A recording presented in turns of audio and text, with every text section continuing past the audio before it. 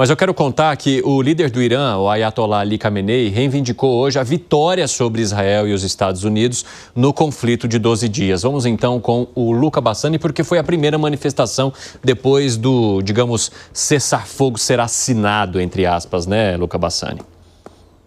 É isso mesmo, Evandro. Boa tarde a você, a todos que nos acompanham. Nós vemos que o Ayatollah Ali Khamenei aparentemente saiu do bunker onde estava nas últimas semanas e fez o primeiro pronunciamento mais direto à nação e reivindicou a vitória sobre Israel e os Estados Unidos, dizendo que os ataques iranianos foram tão fortes que o Estado sionista estava para colapsar e por isso que os Estados Unidos tiveram que entrar na guerra. Inclusive, nós separamos um trecho da fala do líder supremo iraniano. Vamos acompanhar. Quero parabenizar a grande nação iraniana. Quero dar vários parabéns à nação. Primeiro, parabéns pela vitória contra falacioso regime sionista. Mesmo com todo o barulho e reivindicações, o regime sionista quase colapsou pelos golpes da República Islâmica. O regime americano se engajou diretamente na guerra porque eles estavam convencidos de que uma recusa para interferir iria resultar na destruição completa do regime sionista. Eles entraram na guerra em um esforço para salvar o regime, mas não ganharam nada. A República Islâmica deu um golpe duro na cara dos Estados Unidos. Nós atacamos e infligimos danos à base aérea Al-Udeid, que é uma das principais bases americanas na região.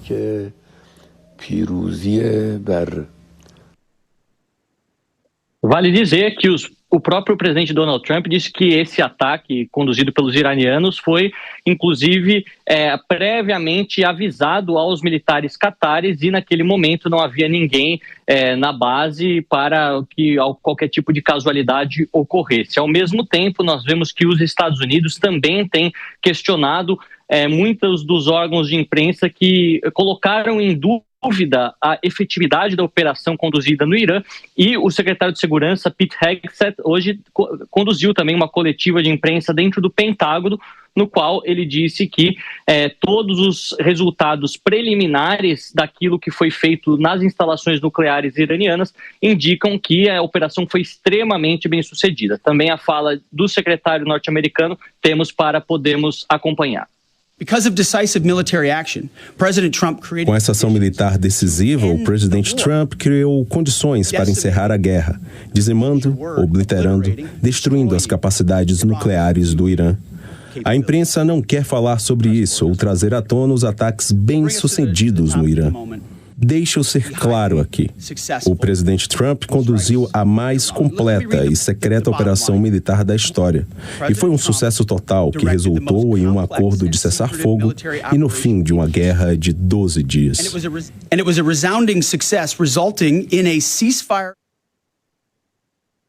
Exatamente depois dessas duas falas, nós vemos que há várias vertentes, várias narrativas que agora são difíceis de serem comprovadas. Afinal, o próprio Irã aprovou ontem e já comunicou à Agência Internacional de Energia Atômica que não colaborará mais com a agência que faz parte das Nações Unidas. Portanto, inspetores e outros cientistas internacionais não poderão acessar essas importantes plantas nucleares para saber o dano causado e o risco que elas correm de poder colapsar ou do urânio ter algum problema de vazamento. Isso marca mais uma das grandes dificuldades, mais um dos grandes desafios entre essa guerra entre o Ocidente e o Irã durante os próximos anos, o que indica que provavelmente tanto israelenses quanto norte-americanos, independentemente do governo, poderão intervir militarmente da mesma maneira caso o enriquecimento de urânio continue a acontecer no Irã,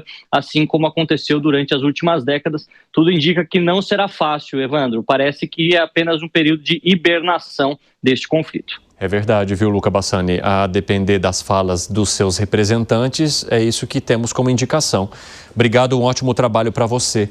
O Alan Gani, você acredita que essa fala de Ali Khamenei tenha sido bastante doméstica, porque se colocar como vitorioso nesse embate com Estados Unidos e Israel Pois é, mas a gente pode analisar por diversos prismas. E qual que era o objetivo primordial de Israel? A mudança de regime, a queda do regime. Aconteceu a queda do regime? Não. Há uma dúvida em relação à destruição da capacidade nuclear do Irã. Então, o que a gente viu durante a semana, algumas mídias lá fora e depois a grande mídia internacional, vinculando, dizendo que o Irã tinha tirado todo o material radioativo, o urânio, antes dos ataques. Portanto, você trouxe ali algum dano na base, mas aquele material radioativo foi tirado antes. Aí, justamente no dia de hoje, vem o Pentágono e dá a informação, ratifica, dizendo que não, foi completamente destruído. Me chama a atenção por que o Pentágono tem que agora reforçar essa posição, né, dizendo que foi destruído. Então, assim, se realmente tivessem destruído, será que eles estariam tão preocupados, né? A gente sabe que numa guerra a narrativa importa bastante, mas no sentido de que o regime não caiu e esse era o objetivo primordial de Israel, dá para dizer sim que o Irã saiu, em certo sentido, vitorioso. E você como avalia, hein, Piperno? Eu acho que o que mais sobra nesse conflito são os mentirosos, né?